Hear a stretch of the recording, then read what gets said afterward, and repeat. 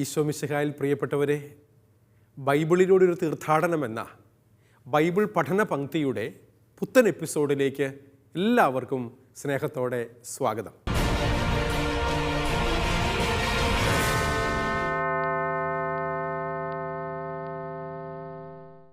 കഴിഞ്ഞ ഏതാനും ചില എപ്പിസോഡുകളിലായി യോഹന്നാൻ്റെ സുവിശേഷം എന്നറിയപ്പെടുന്ന 4-ാം സുവിശേഷത്തിൻ്റെ ആദ്യത്തെ 13 അധ്യായങ്ങളുടെ പഠനം പൂർത്തിയാക്കി. കഴിഞ്ഞ എപ്പിസോഡിൽ 14-ാം അധ്യായത്തിലേക്ക് നമ്മൾ പ്രവേശിച്ചു. 14-ാം അധ്യായത്തിൻ്റെ ആരംഭ വാക്യങ്ങളെക്കുറിച്ചുള്ള ഒരു ചെറിയ ആമുഖമാണ് കഴിഞ്ഞ എപ്പിസോഡിൽ നമ്മൾ കണ്ടത്. അതിൻ്റെ തുടർച്ചയാണ് ഈ എപ്പിസോഡിൽ നമ്മൾ മനസ്സിലാക്കാൻ പോകുന്നത്. വചനം ഇതാണ്, യോഹന്നാൻ 14:1.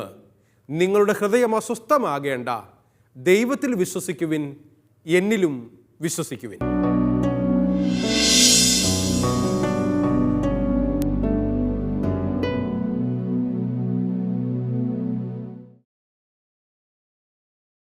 യോഹന്നാൻ്റെ സുവിശേഷം 14-ാം അധ്യായത്തിൻ്റെ 1-ാം തിരുവചനത്തിൽ നമ്മൾ കഴിഞ്ഞ ക്ലാസ്സിൽ വായിച്ചു കേട്ട വചനഭാഗമാണ്. നിങ്ങളുടെ ഹൃദയം അസ്വസ്ഥമാകേണ്ട എന്ന് പറഞ്ഞ് തൻ്റെ വേർപാടിനെക്കുറിച്ച് അവരോട് സംസാരിച്ചു കഴിഞ്ഞപ്പോൾ അസ്വസ്ഥപ്പെട്ടിരിക്കുന്ന, ദുഃഖിതരായിരിക്കുന്ന ശിഷ്യന്മാരെ നോക്കിക്കൊണ്ട് ഈശോ പറയുന്ന വാക്കുകളാണ്, നിങ്ങളുടെ മനം കലങ്ങിയിട്ടുണ്ട് എന്നെനിക്കറിയാം, നിങ്ങളുടെ കണ്ണുകൾ ഈറനണിയുന്നുണ്ട് എന്നത് ഞാൻ കാണുന്നുണ്ട്, എന്നാൽ നിങ്ങളുടെ ഹൃദയം അസ്വസ്ഥമാകരുത്. കാരണം എന്താണെന്നറിയാവോ? ഞാൻ മരിക്കാൻ പോകുന്നു എങ്കിലും മരണത്തിൽ അവസാനിക്കാനുള്ളതല്ല എന്നും ഈ മരണത്തിന് ശേഷം ഒരു ഉത്ഥാനമുണ്ട് എന്നുള്ള ഉറപ്പോടുകൂടിയാണ് ഞാൻ മരിക്കുന്നത് എന്ന് തൻ്റെ ശിഷ്യന്മാരെ ഈശോ പറഞ്ഞ് പഠിപ്പിക്കുകയാണ്. സഹോദരങ്ങളെ, പ്രത്യാശയറ്റവരെ പോലെ നിരാശയിൽപ്പെട്ടു പോകേണ്ടവരല്ല ഞാനും നിങ്ങളും. ഒത്തിരിയേറെ മല പോലെ പ്രശ്നങ്ങൾ നിൻ്റെ മുമ്പിലുണ്ടാകും. നിന്നെക്കൊണ്ട് കൂട്ടിയാൽ കൂടില്ല എന്ന് ചിലപ്പോഴെങ്കിലുമൊക്കെ നിനക്ക് തോന്നുന്ന പ്രശ്നങ്ങൾ നിൻ്റെ മുൻപിൽ ഇങ്ങനെ തല ഉയർത്തി ചോദ്യചിഹ്നം പോലെ നിൽക്കുന്നുണ്ടാകും. ആ പ്രശ്നങ്ങളെ ഞാൻ എങ്ങനെ നേരിടുമെന്നതിനെക്കുറിച്ചുള്ള വലിയ ഭയാശങ്ക നിൻ്റെ മനസ്സിലുണ്ടായേക്കാം. കൂടെ ആരും ഇല്ലല്ലോ സഹായിക്കാൻ എന്നുള്ള തോന്നൽ നിനക്കൊരു പക്ഷേ ഉണ്ടായേക്കാം. വിഷമമുണ്ട്, പ്രയാസമുണ്ട്, സങ്കടത്തിന് നടുക്കടലിലാണ് ഞാൻ നിൽക്കുന്നത് എന്ന് നിനക്ക് തോന്നുന്നുണ്ടാകാം. പക്ഷേ നിന്റെ രക്ഷകനും നാഥനുമായ നിന്റെ സൃഷ്ടാവായ യേശു കർത്താവ് പറയാണ്, നിന്റെ ഹൃദയം അസ്വസ്ഥമാകേണ്ട. എന്നിട്ട് അവൻ കൂട്ടിച്ചേർക്കുന്ന കാര്യമുണ്ട്, ദൈവത്തിൽ വിശ്വസിക്കുവിൻ. നിന്റെ ഹൃദയം അസ്വസ്ഥമാകേണ്ട, ദൈവത്തിൽ വിശ്വസിക്കുവിൻ എന്ന് പറഞ്ഞിട്ട് യേശു കർത്താവ് തന്റെ ശിഷ്യന്മാരുടെ മുൻപിൽ നിർത്തിയിട്ട് പറയാണ്, എന്നിലും വിശ്വസിക്കുവിൻ. ദൈവപുത്രനായ യേശു കർത്താവിലുള്ള വിശ്വാസം നഷ്ടപ്പെട്ടു പോകാതെ ജീവിക്കുന്നവരാകണം ഞാനും നിങ്ങളും. ദൈവാശ്രയ ബോധമുള്ളവരാകണം. എങ്കിൽ ജീവിതത്തിൻ്റെ പുതിയ ചക്രവാളങ്ങൾ എത്തിപ്പിടിക്കാൻ നമ്മളെ കൊണ്ട് സാധിക്കുമെന്നാണ് ഈ വചനം നമ്മളെ ഓർമ്മപ്പെടുത്തുന്നത് എന്ന് ഞാൻ നിങ്ങളോട് പറയട്ടെ. തനിക്ക് നൽകപ്പെട്ടവരുടെ അസ്വസ്ഥതകളെക്കുറിച്ച് ഈശോയ്ക്ക് കരുതലുണ്ട് എന്നും അവരുടെ മനസ്സിന് ശാന്തിയും സമാധാനവും അരുളുവാൻ അവിടുന്ന് ആഗ്രഹിക്കുന്നു എന്നും 1-ാമത്തെ വാക്യം നമ്മളെ ഓർമ്മപ്പെടുത്തുന്നുണ്ട്. എന്ന് പറഞ്ഞാൽ തൻ്റെ കൂടെയുള്ളവരെക്കുറിച്ച് കർത്താവിന് കരുതലുണ്ട്. ചില മനുഷ്യരെക്കുറിച്ച് നമ്മൾ പറയാറില്ലേ, ആൾക്ക് ഭയങ്കര കരുതലാണ്, ഒരു മാതൃഭാവമാണ് കരുതൽ എന്ന് പറഞ്ഞാൽ. എന്നോർത്തുണ്ട് പുരുഷന്മാർക്ക് അതാകാൻ പാടില്ല എന്നൊന്നുമില്ല കേട്ടോ. കരുതലുള്ള എത്രയോ പുരുഷന്മാരുണ്ട്. വലിയ കരുതലോടുകൂടെ സ്നേഹത്തോടെ ചേർത്ത് പിടിക്കുന്ന, ചേർത്തണയ്ക്കുന്ന എത്രയോ മനുഷ്യർ, സഹോദരങ്ങളെ, നമ്മുടെ ജീവിതത്തിൽ കണ്ടിട്ടില്ലേ? ഞാനും നിങ്ങളുമൊക്കെ ഇപ്രകാരം കരുതലോടുകൂടെ ജീവിക്കുന്നവരാകണമെന്നാണ് ഈ തിരുവചന ഭാഗം നമ്മളെ ഓർമ്മപ്പെടുത്തുന്നത്. കരുതൽ തീർച്ചയായും ഒരു പുണ്യമാണ്, ഒരു സുഹൃതമാണ് എന്ന് ഓർമ്മപ്പെടുത്താൻ ഞാൻ ആഗ്രഹിക്കുക.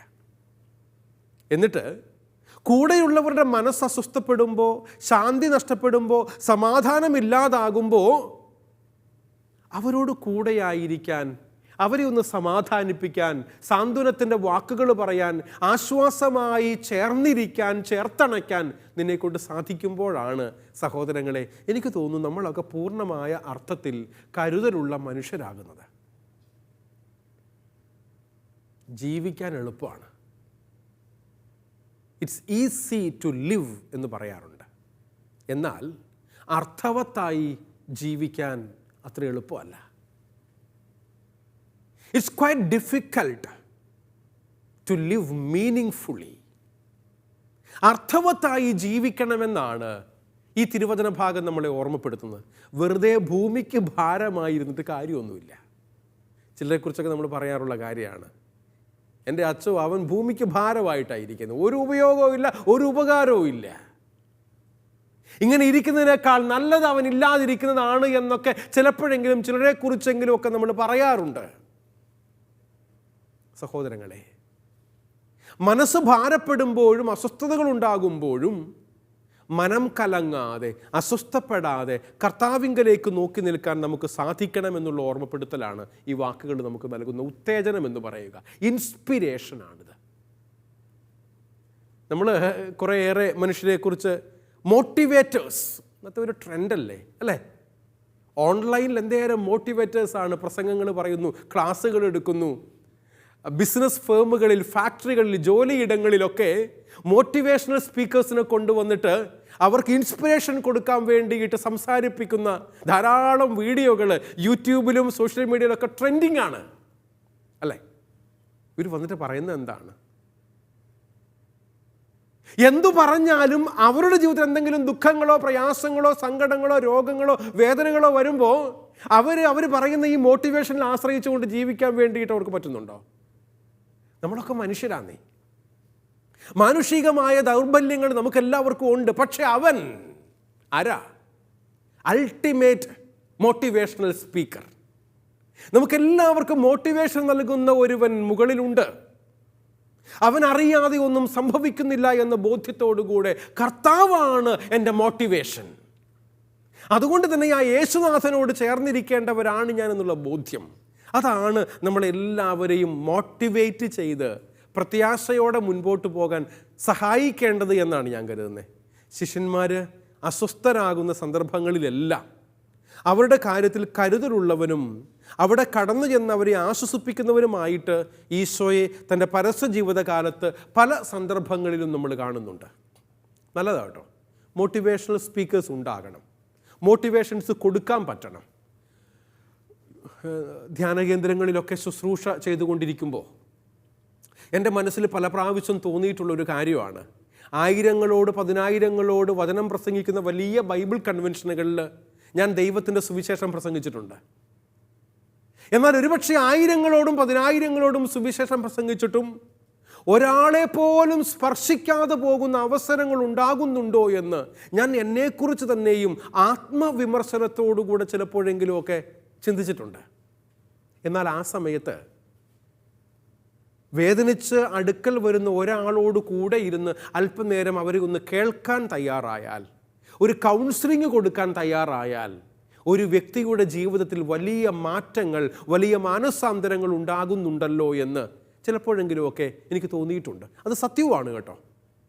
എന്ന് പറഞ്ഞതുകൊണ്ട് വലിയ കൺവെൻഷനുകൾ വേണ്ട എന്നോ വലിയ ധ്യാന കേന്ദ്രങ്ങൾ ഉണ്ടാകേണ്ടതില്ല എന്നോ ദൈവത്തിൻ്റെ വചനം ആയിരങ്ങളോടും പതിനായിരങ്ങളോടും പ്രസംഗിക്കേണ്ടതില്ല എന്നോ അല്ല ഞാൻ അർത്ഥമാക്കുന്നത്. പക്ഷേ എത്ര പേരുടെ ജീവിതങ്ങളെ സ്പർശിക്കാൻ നിന്നെ കൊണ്ട് സാധിക്കുന്നുണ്ട്? അടുക്കൽ വന്ന് അരമണിക്കൂർ, 1 മണിക്കൂർ, 2 മണിക്കൂർ കണ്ണുനീരോടുകൂടെ ദുഃഖങ്ങളും വേദനകളും അസ്വസ്ഥതകളും രോഗങ്ങളും പരാജയങ്ങളും പങ്കുവയ്ക്കുന്ന വ്യക്തിയെ കേട്ടിരിക്കാൻ നിന്നെ കൊണ്ട് സാധിക്കുമെങ്കിൽ, ഇന്ന് എനിക്ക് തോന്നുന്നു ലോകത്തിൽ ഏറ്റവും ആവശ്യമുള്ള ഒരു ഹീലിംഗ് സർവീസ് എന്ന് പറയുന്നത് ഇപ്രകാരം വേദനിക്കുന്നവരെ കേട്ടിരിക്കാൻ ആളില്ലാതെ പോകുന്നു എന്നുള്ള വലിയൊരു ദുഃഖം, വലിയൊരു സങ്കടം. അതുകൊണ്ട് തന്നെയും കൗൺസിലിംഗ് സെൻ്ററുകൾ ധാരാളമായിട്ടുണ്ടാകുന്നുണ്ട്. സൈക്കോളജിക്കൽ, ക്ലിനിക്കൽ സൈക്കോളജിയൊക്കെ പഠിച്ചവർ, കൗൺസിലിംഗ് തെറാപ്പിയൊക്കെ ചെയ്യുന്നവർ ധാരാളം പേര് നമുക്കിന്ന് കാണാൻ വേണ്ടി സാധിക്കും. അവരൊക്കെ ഒത്തിരിയേറെ നന്മകൾ ചെയ്യുന്നുമുണ്ട് കേട്ടോ. പക്ഷേ ഞാൻ ഈ പറയുക സയൻറ്റിഫിക് കൗൺസിലിങ്ങിനോടൊപ്പം വരദാനങ്ങളുടെ കൗൺസിലിങ്ങും കൂടെ ചേർന്ന് പോകുമ്പോഴാണ്, പരസ്പര പൂരകമായി ഇത് രണ്ടും ചേരുമ്പോഴാണ് ഒരു കോംപ്രഹെൻസീവായിട്ടുള്ള ഒരു മറുപടി, ഒരു ഉത്തരം, ഒരു ആശ്വാസം കൊടുക്കാൻ നമ്മളെ കൊണ്ട് സാധിക്കുകയുള്ളൂ എന്നാണ് എനിക്ക് തോന്നുന്നത്. നീ എത്രമാത്രം വലിയ ശാസ്ത്രീയമായ കൗൺസിലിംഗ് പഠിച്ച ആളാണെങ്കിലും, സൈക്കോളജിയിൽ PhD ഡോക്ടറേറ്റ് ഉണ്ട് എങ്കിലും, കർത്താവിൻ്റെ അനുഗ്രഹവും ആശീർവാദവും പരിശുദ്ധാത്മ അഭിഷേകത്തോടുകൂടെ കാര്യങ്ങളെ ഗ്രഹിക്കാൻ, മനസ്സിലാക്കാൻ, കമ്മ്യൂണിക്കേറ്റ് ചെയ്യാൻ, ആശ്വാസം പകർന്നു കൊടുക്കാൻ നിന്നെക്കൊണ്ട് സാധിക്കുന്നില്ല എങ്കിൽ നിൻ്റെ ഡിഗ്രികളും ഡോക്ടറേറ്റുകളും ഒക്കെ വെറുതെ ആയിപ്പോയി അല്ലേ? ചേർന്ന് പോകണം. കോംപ്ലിമെൻ്ററിയാണ് ഇവയൊക്കെ. അതുകൊണ്ട് എൻ്റെ കഴിവിൽ മാത്രം ആശ്രയിച്ചത് കൊണ്ടോ, എൻ്റെ പഠനത്തിലും ബുദ്ധിശക്തിയിലും മാത്രം ആശ്രയിച്ചത് കൊണ്ടോ മാത്രം നിനക്കൊരു മനുഷ്യൻ്റെ ജീവിതത്തിലും സന്തോഷം പകരാൻ, ആശ്വാസം കൊടുക്കാൻ പറ്റിയല്ല. നൽകപ്പെടുന്നതാണ്. നീ നിന്നെ എക്വിപ്പ് ചെയ്തിട്ടുണ്ട്. എങ്ങനെ? പഠിച്ചു, നീ ബുദ്ധി ഉപയോഗിക്കുന്നുണ്ട്, കാര്യങ്ങൾ ഭംഗിയായി നീ മനസ്സിലാക്കാൻ ശ്രമിക്കുന്നുണ്ട്. അതോടൊപ്പം ദൈവത്തിൻ്റെ കൃപയും കൂടെ ചേരുമ്പോഴാണ് നീ ചെയ്യുന്ന ശുശ്രൂഷകൾ ഫലദായകമാകുന്നത് എന്ന് സാന്ദർഭികമായി നിങ്ങളെ ഓർമ്മപ്പെടുത്തട്ടെ. അതുകൊണ്ടാണ് ഈശോയുടെ നല്ല മാതൃക ഞാൻ നിങ്ങളോട് പറഞ്ഞത്. കർത്താവ് ശിഷ്യന്മാരുടെ ദുഃഖങ്ങളിൽ ആശ്വാസമായി കടന്നു ചെന്നവനാണ്. ശിഷ്യർ സഞ്ചരിച്ചിരുന്ന വഞ്ചി കൊടുങ്കാറ്റിൽപ്പെട്ട് ഉലയുമ്പോൾ നമ്മൾ വായിക്കുന്നുണ്ട് യോഹന്നാന്റെ സുവിശേഷത്തിൽ 6-ാം അധ്യായത്തിൻ്റെ 16 മുതൽ 21 വരെയുള്ള വാക്യങ്ങളിൽ നമ്മൾ ഡിസ്കസ് ചെയ്ത വചനമാണ്. ശിഷ്യന്മാർ നിരാശരായിരിക്കുന്ന സമയത്ത് വഞ്ചി ഇപ്രകാരം ആടി ഉലയുന്നു, അവർ നശിക്കാൻ പോകുന്നു എന്ന് കാണുമ്പോൾ കർത്താവ് ഓടി ശിഷ്യന്മാരുടെ അടുക്കലെത്തുന്നുണ്ട്. അവർ സമുദ്രത്തിലാണ്, വലിയ കൊടുങ്കാറ്റടിക്കുന്നുണ്ട്, ആളൊപ്പം തിരമാലകൾ ഉയർന്നു പൊങ്ങുന്നുണ്ട്, ഭയപ്പെടുത്തുന്ന കാഴ്ചയാണെങ്കിലും. പക്ഷെ കർത്താവ് അവരുടെ മുമ്പിൽ ചെന്ന് നിന്ന് ഭയപ്പെടേണ്ട എന്ന് പറയുന്ന വാക്കുകൾ, ഇത് വലിയ ആശ്വാസമാണ്. മരണത്തെ മുഖാഭിമുഖം കണ്ടുകൊണ്ട് നശിക്കുമല്ലോ എന്ന് കരുതി നിൽക്കുമ്പോൾ കർത്താവ് അവിടെ പ്രത്യക്ഷപ്പെടുകയാണ്. കർത്താവ് ആശ്വാസം നൽകുകയാണ്, ഭയപ്പെടേണ്ട എന്ന് പറയുക. യോഹന്നാന്റെ സുവിശേഷം 21-ാം അധ്യായത്തിൻ്റെ 1 മുതൽ 14 വരെയുള്ള വചനങ്ങളിൽ ശിഷ്യന്മാർ നിരാശരായി മീൻപിടുത്തത്തിൽ ഏർപ്പെട്ട അവസരത്തിൽ ഒന്നും കിട്ടാതെ പോകുന്ന സമയത്തും കർത്താവ് അവരെ സമീപിച്ച് ആശ്വസിപ്പിക്കുന്നതായി സഹോദരങ്ങളെ നമ്മൾ കാണുന്നുണ്ട്. കുഞ്ഞുങ്ങളെ, നിങ്ങൾക്ക് മീൻ വല്ലതും കിട്ടിയോ? ഒന്നും കിട്ടിയില്ല എന്ന് പറഞ്ഞുകൊണ്ട് തങ്ങളുടെ നിരാശ വെളിപ്പെടുത്തുമ്പോൾ ഈശോ പറയുന്നുണ്ട്, വള്ളത്തിൻ്റെ വലതുവശത്ത് വലയിറക്കുക. ആഴങ്ങളിലേക്ക് പോയി വലയിറക്കാൻ ശിഷ്യന്മാരെ പ്രേരിപ്പിക്കുന്ന, മോട്ടിവേറ്റ് ചെയ്യുന്ന, കൂടെ നിൽക്കുന്ന കർത്താവ്. സഹോദരങ്ങളെ, ഇപ്രകാരം സമാശ്വാസത്തിൻ്റെ വാക്കുകളുമായി മറ്റുള്ളവരോട് ചേർന്നിരിക്കാൻ നമ്മളെ കൊണ്ട് സാധിക്കണം. ഇതാണ് ഈ ലോകത്തിൽ ഇന്ന് അത്യാവശ്യമുള്ള വലിയൊരു സൗഖ്യ ശുശ്രൂഷ എന്നാണ് ഞാൻ കരുതുന്നത്. കാരണം എന്താണെന്നറിയാവോ? കഴിഞ്ഞ 10-21 വർഷക്കാലത്തെ എൻ്റെ പൗരോഹിത്യ ശുശ്രൂഷയിൽ ധ്യാന ശുശ്രൂഷകൾക്ക് വേണ്ടിയൊക്കെ പല ഇടങ്ങളിലൂടെ സഞ്ചരിക്കുമ്പോൾ മനസ്സിലാക്കുന്ന ഒരു കാര്യം, മനുഷ്യൻ്റെ ശാരീരിക രോഗങ്ങളെക്കാൾ കൂടുതൽ മനസ്സിൻ്റെ വിഷമതകളാണ് ഭാരപ്പെടുത്തുന്നത്. ശാരീരിക രോഗങ്ങളുണ്ട്, അതിനെക്കുറിച്ച് അസ്വസ്ഥതകളുണ്ട്. എന്നാൽ മനസ്സിന് ദുഃഖം ഉണ്ടാകുമ്പോൾ, മനസ്സിന് പ്രയാസങ്ങൾ ഉണ്ടാകുമ്പോൾ അത് വലിയ ഭാരമായി മാറാണ്. മനസ്സിന് സൗഖ്യം കിട്ടിയാൽ ശരീരത്തിന് സാവധാനം സൗഖ്യം കിട്ടും. അതുകൊണ്ട് മനസ്സിനെ സൗഖ്യപ്പെടുത്തുക എന്നുള്ളത് വളരെ പ്രധാനപ്പെട്ട ഒരു കാര്യമാണ്. മനസ്സിന് സൗഖ്യം കിട്ടുന്നത് ശക്തി പകരുമ്പോൾ, വിൽ പവർ ക്രിയേറ്റ് ചെയ്യപ്പെടുമ്പോഴാണ്. ഇപ്രകാരം നമ്മുടെ ജീവിതങ്ങളിൽ യേശു കർത്താവിനോട് ചേർത്ത് വെക്കാൻ ശ്രമിക്കുമ്പോൾ, അതുകൊണ്ട് ഞാൻ എപ്പോഴും പറയാറുണ്ട്, നല്ല സൗഹൃദങ്ങൾ നമുക്ക് വേണം. ഈ ലോകത്തിൽ നല്ല സൗഹൃദങ്ങൾ നമുക്ക് വേണം. ഏത് പ്രായത്തിൽപ്പെട്ടവരാകട്ടെ, ഏത് ജെൻഡറിൽപ്പെട്ടവരാകട്ടെ, നമുക്ക് നല്ല സൗഹൃദങ്ങൾ സൂക്ഷിക്കാൻ വേണ്ടി പറ്റണം. നമ്മുടെ കാര്യങ്ങളൊക്കെ തുറന്നു പറയാൻ പറ്റുന്ന, കൂടെ നിൽക്കുമെന്ന് നിനക്ക് ബോധ്യമുള്ള ഒരു വ്യക്തിയോ അനേകം പേരോ നമ്മുടെ ചുറ്റുമുള്ളപ്പോൾ നമുക്ക് ആർക്കും നിരാശപ്പെടാൻ വേണ്ടി പറ്റിയല്ലോ കേട്ടോ. അതുകൊണ്ട് തന്നെയും ഞാനും നിങ്ങളും ഇപ്രകാരം നല്ല സൗഹൃദങ്ങളെ പരിപോഷിപ്പിക്കാൻ, നല്ല സുഹൃത്താകാൻ ശ്രമിക്കണം. ഒരപ്പന് നല്ല സുഹൃത്താകാം കേട്ടോ, അമ്മയ്ക്കും നല്ല സുഹൃത്താകാം, മകന് മകൾക്ക്, അമ്മായി അമ്മയ്ക്ക് അമ്മായി അപ്പന്, അയൽപക്കക്കാരന് ബന്ധുമിത്രാദികൾക്ക്, ആരും ആയിക്കൊള്ളട്ടെ, നിനക്കൊരു നല്ല സുഹൃത്താകാൻ പറ്റും. പ്രായഭേദമന്യേ, ലിംഗവ്യത്യാസമന്യേ, ജാതിയും കുലവും മതവും രാഷ്ട്രവും ഒന്നും നമ്മൾ നോക്കേണ്ട കാര്യമില്ല. മറ്റുള്ളവരെ ആശ്വസിപ്പിക്കാൻ പാകത്തിന് നല്ല സൗഹൃദത്തിൻ്റെ ഉടമയായി തീരുക എന്നുള്ളത് വളരെ പ്രധാനപ്പെട്ട കാര്യമാണ്. ഒത്തിരി സംസാരിക്കുന്നത് കൊണ്ട് കാര്യമൊന്നുമില്ല കേട്ടോ, ഞാനിപ്പോൾ പറയുന്നത് അതാ, പറഞ്ഞുകൊണ്ടിരിക്കുക. അതിനേക്കാൾ കൂടുതൽ കേൾക്കാൻ തയ്യാറാവുക എന്നുള്ളത് വളരെ പ്രധാനപ്പെട്ട കാര്യമാണ്. കേൾക്കാൻ തയ്യാറാവുക. നമ്മൾ റേഡിയോ ആകേണ്ടവരല്ല. റേഡിയോയ്ക്ക് അങ്ങോട്ടൊന്നും സ്വീകരിക്കാൻ പറ്റില്ല, ഇങ്ങോട്ട് തരാനേ പറ്റുള്ളൂ, ഇല്ലേ? സ്വരം ഇങ്ങനെ കേൾപ്പിച്ചുകൊണ്ടേയിരിക്കും. റേഡിയോ ആകേണ്ടവരല്ല നമ്മൾ, മറിച്ച് കേൾവി കൂടെയുള്ളവരായിത്തീരണം. അപ്പോഴാണ് മറ്റുള്ളവർക്ക് സൗഖ്യവും ആശ്വാസവുമായി തീരാൻ നമ്മളെ കൊണ്ട് സാധിക്കുകയെന്ന് ഓർമ്മപ്പെടുത്തുകയാണ്. അതുകൊണ്ട് ഈശോയുടെ തിരിച്ചുവരവ് അനുഭവവേദ്യമാകണമെങ്കിൽ വിശ്വാസം ആവശ്യമാണ്.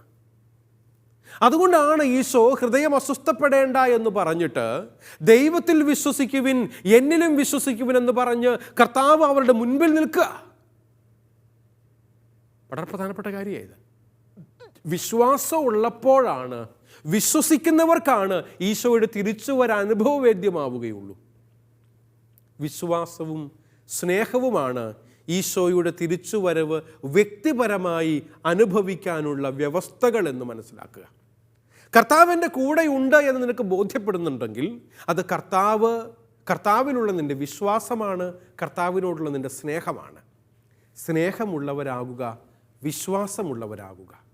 വിശ്വസ്തരായി ജീവിക്കാൻ നല്ല സ്നേഹിതന്മാർ ആവശ്യമാണ് എന്ന് ഓർമ്മപ്പെടുത്താം. മരണശേഷവും പല വിധത്തിൽ അനുഭവവേദ്യമാകുന്ന തൻ്റെ സാന്നിധ്യം ഈശോ ശ്ലീഹന്മാർക്ക് വാഗ്ദാനം ചെയ്യാണ്. ഞാൻ മരിച്ചു എന്നതിനെക്കുറിച്ചോർത്ത് നിങ്ങൾ അസ്വസ്ഥപ്പെടേണ്ട, നിങ്ങൾക്ക് അനുഭവവേദ്യമാകുന്ന സാന്നിധ്യമായി ഞാൻ നിങ്ങളോട് കൂടെ ഉണ്ടായിരിക്കുമെന്ന് കർത്താവ് ശിഷ്യന്മാർക്ക് വാഗ്ദാനം കൊടുക്കുന്നുണ്ട്. അതുകൊണ്ട് തന്നെ 14-ാം അധ്യായം വിശകലനം ചെയ്യുമ്പോൾ 7 വിധത്തിലുള്ള സാന്നിധ്യം ഈശോ വാഗ്ദാനം ചെയ്തിരുന്നതായി സുവിശേഷകൻ രേഖപ്പെടുത്തുന്നുണ്ട് എന്ന് നമുക്ക് മനസ്സിലാക്കാൻ വേണ്ടി സാധിക്കും. കർത്താവിൻ്റെ സാന്നിധ്യം മരണശേഷവും 7 വിധത്തിൽ തൻ്റെ ശ്ലീഹന്മാർക്ക് അനുഭവവേദ്യമാക്കി കൊടുക്കുമെന്ന് അവരോട് കർത്താവ് വ്യക്തമായി പറഞ്ഞ് പഠിപ്പിക്കുന്നതായും സഹോദരങ്ങളെ നമ്മൾ കാണുന്നുണ്ട് ഈ വചനഭാഗം വ്യാഖ്യാനിക്കുമ്പോൾ, പഠിക്കുമ്പോൾ, മനസ്സിലാക്കാൻ ശ്രമിക്കുമ്പോൾ. ഇനി നമ്മൾ 14-ാം അധ്യായത്തിൻ്റെ 2-3 വാക്യങ്ങളിലുള്ള പൊരുൾ എന്താണ് യോഹന്നാൻ ഒളിപ്പിച്ചു വച്ചിരിക്കുന്നത് എന്ന് പഠിക്കാൻ വേണ്ടി ശ്രമിക്കുകയാണ്. 2-3 വാക്യങ്ങളുടെ വ്യാഖ്യാനത്തിലേക്ക് കടക്കുന്നതിന് മുൻപ് ആ 2 വാക്യങ്ങൾ മാത്രം നമുക്കൊന്ന് വായിച്ചു കേൾക്കാം. അവിടെ വചനം ഇപ്രകാരമാണ് പറയുക: എൻ്റെ പിതാവിൻ്റെ ഭവനത്തിൽ അനേകം വാസസ്ഥലങ്ങളുണ്ട്. ഇല്ലായിരുന്നെങ്കിൽ നിങ്ങൾക്ക് സ്ഥലമൊരുക്കാൻ പോകുന്നുവെന്ന് ഞാൻ നിങ്ങളോട് പറയുമായിരുന്നു. ഞാൻ പോയി നിങ്ങൾക്ക് സ്ഥലമൊരുക്കി കഴിയുമ്പോൾ ഞാൻ ആയിരിക്കുന്നിടത്ത് നിങ്ങളും ആയിരിക്കേണ്ടതിന് ഞാൻ വീണ്ടും വന്ന് നിങ്ങളെയും കൂട്ടിക്കൊണ്ടുപോകും. നമ്മുടെ കർത്താവായ മിശിഹായിക്ക് സ്തുതി. സഹോദരങ്ങളെ, കേവലം 2 വാക്യങ്ങളുള്ള വലിയ ആശ്വാസവും പ്രത്യാശയും നൽകുന്ന ഒരു കാര്യമാണ് യോഹന്നാൻ സുവിശേഷകൻ ഈശോയുടെ വാക്കുകളിലൂടെ നമ്മോട് അരുളി ചെയ്യുന്നത്. 14-ാം അധ്യായത്തിൻ്റെ 2-3 വാക്യങ്ങൾ പിതാവിൻ്റെ പക്കലേക്ക് കൂട്ടിക്കൊണ്ടുപോകാനായി എത്തുമെന്ന വാഗ്ദാനത്തിലൂടെ ഈശോ ശിഷ്യന്മാരെ ആശ്വസിപ്പിക്കുന്ന വാക്കുകളാണിത്. അതുകൊണ്ടാണ് ആ വചനങ്ങൾ നമ്മൾ വായിച്ചു കേട്ടത്. ആ വചനങ്ങൾ നിങ്ങൾക്ക് സ്ക്രീനിലും കാണാനായി സാധിക്കും. നിങ്ങളുടെ മനസ്സുകളിൽ തങ്ങി നിൽക്കാൻ വേണ്ടിയിട്ടാണ് ഞാനിവിടെ എഴുതി വച്ചിരിക്കുന്നത്. എൻ്റെ പിതാവിൻ്റെ ഭവനത്തിൽ അനേകം വാസസ്ഥലങ്ങളുണ്ടെന്ന് പറഞ്ഞിട്ട് ഈശോ പറയാണ്, ഞാൻ പോയി നിങ്ങൾക്ക് സ്ഥലമൊരുക്കി കഴിയുമ്പോൾ ഞാനായിരിക്കുന്നിടത്ത് നിങ്ങളും ആയിരിക്കേണ്ടതിന് ഞാൻ വീണ്ടും വന്ന് നിങ്ങളെയും കൂട്ടിക്കൊണ്ടുപോകും. ഞാൻ വീണ്ടും വന്ന് എന്ന് പറഞ്ഞാൽ ഇപ്പം ഞാൻ ഓൾറെഡി വന്നിട്ടുണ്ട്. ഇനി ഒരു സെക്കൻഡ് കമ്മിങ്, പരൂസിയ ഉണ്ടാകും. കർത്താവിൻ്റെ 2ാം വരവിന് വേണ്ടിയിട്ട് കാത്തിരിക്കുന്നവരാകണമെന്ന് ഈശോ തൻ്റെ ശ്ലീഹന്മാരെ ഓർമ്മപ്പെടുത്തുന്ന വാക്യമാണിത്. അതുകൊണ്ട് തന്നെ ഈ മനസ്സിലാക്കുക, എൻ്റെ പിതാവിൻ്റെ ഭവനത്തിൽ അനേകം വാസസ്ഥലങ്ങളുണ്ട് എന്നാണ് ഈശോ പറയുന്നത്. എന്താണ് തൻ്റെ പിതാവിൻ്റെ ഭവനം എന്നതുകൊണ്ട് ഈശോ അർത്ഥമാക്കുന്നത്? എൻ്റെ പിതാവിൻ്റെ ഭവനം എന്ന് വിശേഷിപ്പിക്കുന്നത് സ്വർഗത്തെയാണ്. ദൈവരാജ്യം എന്നാൽ സ്വർഗരാജ്യമാണ് എന്ന് കർത്താവ് നമ്മളെ ഓർമ്മപ്പെടുത്തുന്ന വചനമാണ് യോഹന്നാൻ 14-ാം അധ്യായം 2-3 വാക്യങ്ങൾ. എൻ്റെ പിതാവിൻ്റെ ഭവനം സ്വർഗമാണ്. യഹൂദരുടെ പാരമ്പര്യത്തിലും സ്വർഗത്തെ പിതാവിൻ്റെ ഭവനമായി വിശേഷിപ്പിക്കുന്നതായി നമുക്ക് കാണാനായിട്ട് സാധിക്കും. അതിനാൽ ഈശോ പറയാണ്, അവിടെ അനേകം വാസസ്ഥലങ്ങളുണ്ട്, അവിടെ തൻ്റെ ശിഷ്യന്മാർക്ക് സ്ഥലമൊരുക്കാൻ വേണ്ടിയാണ് പോകുന്നതെന്നും സ്ഥലം ഒരുക്കി കഴിയുമ്പോൾ വന്ന് തൻ്റെ സ്ലീഹന്മാരെയും കൂട്ടിക്കൊണ്ടുപോയി അവരോടൊത്തായിരിക്കുമെന്നും ഈശോ തൻ്റെ സ്ലീഹന്മാർക്ക് ഉറപ്പ് കൊടുക്കുകയാണ് ഈ വാക്യത്തിലൂടെ. എന്ന് പറഞ്ഞാൽ, ഞാൻ പോകുന്നത് കൊണ്ട് നിങ്ങൾക്ക് നഷ്ടം ഉണ്ടാകുകയില്ല, ലാഭമേ ഉണ്ടാവുകയുള്ളൂ. എന്താ ലാഭം? എൻ്റെ പിതാവിൻ്റെ ഭവനത്തിൽ ഞാൻ നിങ്ങൾക്ക് സ്ഥലം ഒരുക്കാൻ വേണ്ടിയിട്ടാണ് പോകുന്നത്. നിങ്ങൾക്ക് വേണ്ടി ഇങ്ങനൊരു കാര്യം ചെയ്യാൻ വേണ്ടിയിട്ടുള്ള യാത്രയാണ് ഞാൻ ചെയ്യാൻ പോകുന്നത് എന്ന് ഈശോ തൻ്റെ സ്ലീഹന്മാരോട് പറയാണ്. അതുകൊണ്ട് പറയാം, നിങ്ങൾ വിഷമിക്കണ്ട, ആശ്വസിപ്പിക്കുവാണ് ഈശോ. എൻ്റെ വേർപാടിനെക്കുറിച്ച് ഓർത്ത് നിങ്ങൾ വിഷമിക്കേണ്ട, നിങ്ങൾ ദുഃഖിക്കേണ്ട, ഞാൻ പോയാലും വീണ്ടും വരും. വരുന്നത് സ്വർഗത്തിലേക്ക് നിങ്ങളെയും കൂട്ടിക്കൊണ്ടു പോകാൻ വേണ്ടിയിട്ടാണ്. സഹോദര, സഹോദരി, എന്നെ കേൾക്കുന്ന നിങ്ങളോട് എനിക്കൊരു ചോദ്യമുണ്ട്. ഇങ്ങനെ പറഞ്ഞിട്ട് പോയ കർത്താവ് വീണ്ടും വരുമ്പോൾ നീ വിശ്വാസത്തോടെ, സ്നേഹത്തോടെ കർത്താവിന് വേണ്ടി കാത്തിരിക്കുന്നവനാണോ നീ? ഈശോയുടെ വരവിന് വേണ്ടി എപ്പോഴും സജ്ജരായിരിക്കാൻ പറഞ്ഞിട്ടാണ് ഈശോ പോയത്. എത്രമാത്രമായി ഈ സജ്ജീകരണങ്ങളൊക്കെ? നമ്മൾ എന്തൊരു കാര്യം ചെയ്യുമ്പോഴും ഭയങ്കര പ്ലാനിങ് അല്ലേ? ഇന്ന് പ്ലാനിങ് എന്ന് പറഞ്ഞ പ്ലാനിങ് കമ്മീഷൻ തന്നെയുണ്ട് ഗവൺമെൻറ്റിന്, ഇല്ലേ? നമ്മൾ ഓരോ കാര്യങ്ങൾക്കും പല രീതിയിലുള്ള പ്ലാനിങ്ങുകൾ നമ്മൾ നടത്താറുണ്ട്. കുടുംബ ബജറ്റുകളെക്കുറിച്ചൊക്കെ എന്തുമാത്രം പ്ലാനിങ്ങുകളാണ് നടക്കുന്നത്. ഓരോ കാര്യങ്ങളെക്കുറിച്ച് നമ്മൾ ഒത്തിരിയേറെ പ്ലാൻ ചെയ്യാറുണ്ട്. എന്നാൽ നിൻ്റെ നശിക്കാത്ത ശരീരത്തിൽ പ്രവേശിപ്പിക്കപ്പെട്ട ആത്മാവിൻ്റെ സ്വർഗരാജ്യ പ്രവേശനത്തെക്കുറിച്ച് നീ എന്തെങ്കിലും പ്ലാൻ ചെയ്തിട്ടുണ്ടോ? അനശ്വരമായ ദൈവിക ജീവൻ സ്വന്തമാക്കാൻ വേണ്ടിയിട്ടല്ലേ കൂടുതൽ പ്ലാനിങ്ങുകൾ നടക്കേണ്ടത്? അതിനെക്കുറിച്ചുള്ള ഓർമ്മപ്പെടുത്തലാണ് ഈശോ ഈ വചനങ്ങളിലൂടെ നമുക്ക് നൽകുന്നത് എന്നാണ് എനിക്ക് തോന്നുന്നത്. അതുകൊണ്ട് തന്നെയും നമ്മൾ തിരിച്ചറിയേണ്ടുന്ന കാര്യം ഇതാണ്. ഈശോ പറഞ്ഞ വാസസ്ഥലങ്ങൾ എന്നിവിടെ വിവർത്തനം ചെയ്തിരിക്കുന്നത് ഗ്രീക്ക് ഭാഷയിലെ മോനായി എന്ന വാക്കാണ്. ഞാൻ സ്ക്രീനിൽ അത് നിങ്ങൾക്ക് വേണ്ടി എഴുതി വെച്ചിട്ടുണ്ട്. ഈ വാക്ക് കേൾക്കുമ്പോൾ നിങ്ങൾക്കൊരു സന്തോഷം, ഒരു ചിരി മുഖത്തുണ്ടാകുന്നുണ്ടല്ലേ? മോനായി ചിലരൊക്കെ വിളിക്കാറുണ്ടെന്ന് എനിക്ക് തോന്നുന്നു. മോനായി എന്ന് വിളിക്കാറുണ്ട്. മാതാപിതാക്കളുടെ സ്നേഹത്തോടുകൂടെ കൊഞ്ചിക്കാൻ വേണ്ടിയിട്ടൊക്കെ കുഞ്ഞുങ്ങളെ വിളിക്കുന്ന വാക്കുകൾ, അത് പ്രായം ചെല്ലും തോറും ഒരുപക്ഷെ മാറാതെ അങ്ങനെ കിടക്കും. ചില കുട്ടികളെയൊക്കെ മോനായി എന്നൊക്കെ വിളിക്കാറുണ്ട്. മോനെ എന്ന് വിളിക്കുന്നതിൻ്റെ ഭാഗമായിട്ട് അല്പം കൂടെ കൂടുതൽ വാത്സല്യം തോന്നാൻ മോനായി എന്ന് വിളിക്കുന്നു. ഓർക്കണം കേട്ടോ, അത് ഗ്രീക്ക് വാക്കാ. കേവലം മലയാളം വാക്കാണെന്ന് കരുതിയിട്ടായിരിക്കും നിങ്ങൾ വിളിക്കുന്നത്. പക്ഷേ ഗ്രീക്കിലാണ് നിങ്ങൾ സംസാരിക്കുന്നതെന്ന് ഓർക്കണം മക്കളെ, മോനായി എന്ന് വിളിക്കുമ്പോൾ. വാസസ്ഥലങ്ങൾ എന്നർത്ഥം വരുന്ന വാക്കാണ് ഗ്രീക്കിൽ മോനായി എന്ന വാക്ക്. ഇന്ന് മനസ്സിലാക്കേണ്ട കാര്യം ഇതാണ്. ഇത് വസിക്കുക എന്നർത്ഥം വരുന്ന മെനേയിൻ എന്ന ക്രിയയിൽ നിന്നും വരുന്നതാണ്. മെനേയിൻ എന്ന ക്രിയാപദത്തിൽ നിന്നാണ് മോനായി എന്ന നൗൺ ഉണ്ടാകുന്നത്. അതുകൊണ്ട് തന്നെയും തിരിച്ചറിയുക, ഇത് വസിക്കുക എന്ന് അർത്ഥം വരുന്ന മെനേയിൻ എന്ന ഗ്രീക്ക് പദത്തിൻ്റെ ക്രിയാരൂപം, വെർബ്, അതിൽ നിന്നാണ് മോനായി എന്ന നൗൺ ഗ്രീക്ക് ഭാഷയിൽ ഉണ്ടായിരിക്കുന്നത്. അത് വാസസ്ഥലങ്ങൾ എന്ന നൗൺ ഫോമായിട്ട് ഉപയോഗിക്കപ്പെടുന്നു. നാമപദാർത്ഥം ആയി മാറുന്നു എന്നുള്ളതാണ്. ഈശോയും ശിഷ്യരും തമ്മിലും ദൈവപിതാവും പുത്രനും ശിഷ്യരും തമ്മിലുമുള്ള സഹവാസത്തെ കുറിക്കുവാൻ യോഹന്നാൻ സുവിശേഷകൻ ഉപയോഗിക്കുന്ന വാക്കാണ് ഇത് എന്ന് 15-ാം അധ്യായത്തിലേക്ക് പോകുമ്പോഴും 1 മുതൽ 17 വരെയുള്ള വാക്യങ്ങളിൽ മുന്തിരിച്ചെടിയും ശാഖയും തമ്മിലുള്ള ബന്ധത്തെക്കുറിച്ച് പറയുമ്പോൾ ഈ വാക്ക് തന്നെയും വീണ്ടും ഉപയോഗിക്കപ്പെട്ടിട്ടുണ്ട്. അതുകൊണ്ട് സഹോദരങ്ങളെ മനസ്സിലാക്കുക, കർത്താവ് വാസസ്ഥലം ഒരുക്കാൻ വേണ്ടി പോകുന്നു എന്ന് പറയുമ്പോൾ അത് തന്നോട് കൂടെയായിരിക്കാൻ വേണ്ടിയിട്ടുള്ള സ്ഥലമൊരുക്കാനാണ് പോകുന്നത്, കൂടെ വസിക്കാൻ. അതുകൊണ്ടാണ് യോഹന്നാൻ ശ്ലീഹ ഗ്രീക്കിൽ മെനേയിൻ എന്ന ക്രിയാപദത്തിൻ്റെ നൗൺ ഫോമായ മോനായി എന്ന വാക്ക് ഉപയോഗിച്ചിരിക്കുന്നത് എന്നതാണ് നമ്മൾ മനസ്സിലാക്കേണ്ടുന്ന കാര്യം.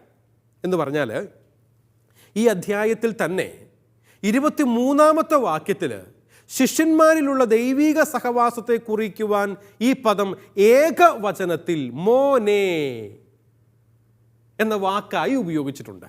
23-ാമത്തെ വാക്യമാണ്. 14-ാം അധ്യായത്തിൻ്റെ 23-ാമത്തെ വാക്യത്തിൽ നമ്മൾ വായിച്ചു കേട്ട വചനഭാഗമാണ്. അതിൽ നമ്മൾ വായിക്കുന്ന കാര്യം ഇപ്രകാരമാണ്: യേശു പ്രതിവചിച്ചു, എന്നെ സ്നേഹിക്കുന്നവൻ എൻ്റെ വചനം പാലിക്കും. അപ്പോൾ എൻ്റെ പിതാവ് അവനെ സ്നേഹിക്കുകയും ഞങ്ങൾ അവൻ്റെ അടുത്തു വന്ന് അവനോടൊപ്പം വാസമുറപ്പിക്കുകയും ചെയ്യും. വാസം എന്ന വാക്കിനെ കാണിക്കാൻ വേണ്ടിയിട്ടാണ് ഏകവചനത്തിൽ മോനെ എന്ന വാക്ക് ഗ്രീക്കിൽ ഉപയോഗിക്കുന്നത്, അല്ലേ? മോനെ എന്ന് വിളിക്കുമ്പോൾ ഓർക്കണം, ഈ വാക്ക് മലയാളം വാക്കല്ല. മോനെ എന്ന വാക്ക് ഗ്രീക്കാണ്. ഗ്രീക്കിൽ മോനെ എന്നത് വസിക്കുക എന്നതിൻ്റെ ഏകവചനമാണ്. ഏകവചനവും ബഹുവചനവും അറിയാമല്ലോ നിങ്ങൾ, സിംഗുലർ ആൻഡ് പ്ലൂരൽ. ഒരു മകനെ, ഒരാളെയാണ് നമ്മൾ മോനെ എന്ന് വിളിക്കുന്നത്, അല്ലേ? ഒന്നിലധികം പേരുണ്ടെങ്കിൽ മോനെ എന്ന് നമ്മൾ വിളിക്കാറില്ല, മക്കളെ എന്നാണ് വിളിക്കുന്നത് ഒരുപക്ഷെ. എന്ന് പറയുന്നത് ഏകവചനം കാണിക്കാൻ വേണ്ടിയിട്ടാണ്. അപ്പോൾ കൂടെ വസിക്കുന്നവനെയാണ് മോനെ എന്ന് വിളിക്കുന്നത്. അതുകൊണ്ടാണ് മക്കൾക്ക് മോനെ എന്ന പേര് വരുന്നത്. മക്കളെ തീർച്ചയായും മോനെ എന്ന് വിളിക്കാൻ വേണ്ടി പറ്റും, കാരണം അവർ കൂടെ വസിക്കുന്നവരാണ് എന്ന് നമ്മളെ ഓർമ്മപ്പെടുത്താണ്. അതുകൊണ്ട് തന്നെയും ഈശോ പറയുന്നുണ്ട്, എന്നെ സ്നേഹിക്കുന്നവൻ എൻ്റെ വചനം പാലിക്കും, അപ്പോൾ എൻ്റെ പിതാവ് അവനെ സ്നേഹിക്കുകയും ഞങ്ങൾ അവൻ്റെ അടുത്തു വന്ന് അവനിൽ വാസസ്ഥലം മോനെ ഉറപ്പിക്കുകയും ചെയ്യും. ഞങ്ങൾ അവനിൽ വന്ന് വാസമുറപ്പിക്കും എന്നാണ് ഈ വചനഭാഗം നമ്മളെ ഓർമ്മപ്പെടുത്തുന്നത്. പ്രിയപ്പെട്ടവരെ, ഞാനും നിങ്ങളും ഒക്കെ ദൈവത്തിൻ്റെ മോനെ ആയി മാറണം. എന്ന് പറഞ്ഞാൽ ദൈവത്തിൻ്റെ വാസസ്ഥലങ്ങളായി മാറണം. ദൈവം കൂടെ വസിക്കുന്നവരാകുമ്പോഴാണ് ഞാനും നിങ്ങളുമൊക്കെ ഈ വാക്കിൻ്റെ അർത്ഥം പൂർണ്ണമായും മനസ്സിലാക്കി ജീവിക്കുന്നവരായി തീരുക. കർത്താവിനോടൊപ്പം വസിക്കുന്നവരാകാൻ എല്ലാവർക്കും സാധിക്കട്ടെ എന്ന പ്രാർത്ഥനയോടെ ഈ എപ്പിസോഡ് നമ്മൾ അവസാനിപ്പിക്കുന്നു. വീണ്ടും കാണും വരെയും ഈശോയുടെ അനുഗ്രഹം എല്ലാവരോടും കൂടെ ഉണ്ടാകുമാറാകട്ടെ.